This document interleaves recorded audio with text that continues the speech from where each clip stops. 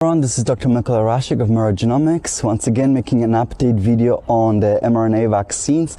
And today I probably have one of the biggest and wildest news I can share with you when it comes to molecular biology impacted by either COVID-19 or vaccines. Definitely a game changer, so let's get started.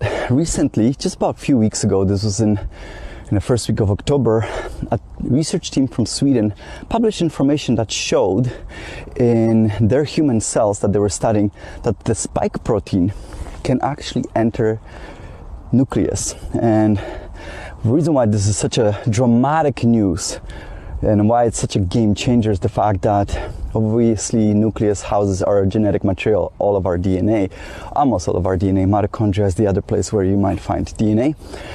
And what they also showed, and normally entry into the nucleus is supposed to be verboten. You're not supposed to be going inside there, precisely because you could potentially be modulating how we're using our genetics.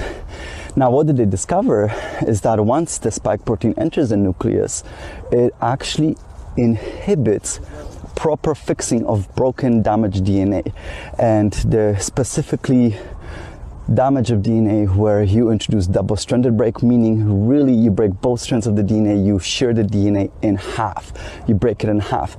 And the way it does negatively impact how the DNA is being fixed is by somehow, it's still unknown, somehow interfering with how BRCA1 protein is supposed to be used in fixing the DNA damage.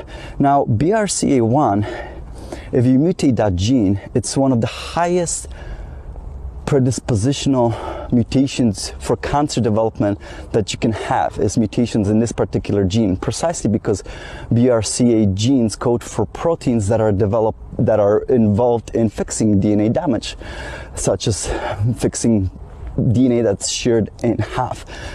So this is clearly news of great significance, and it should not be taken lightly.